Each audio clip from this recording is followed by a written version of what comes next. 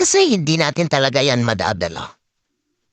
Ang kailangan mo lang na lupa is siguro 1 meter by 2 kung ililibing kang ganyan.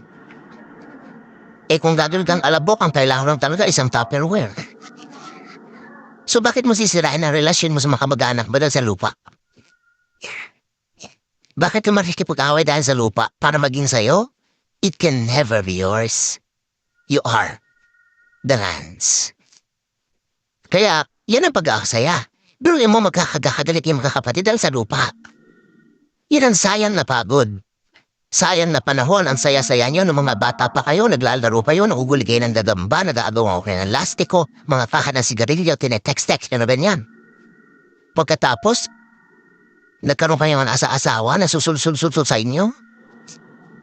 Mag-aaway-away kayong magkakapatid, sayang. Sayang ang panahon pinagsamahan.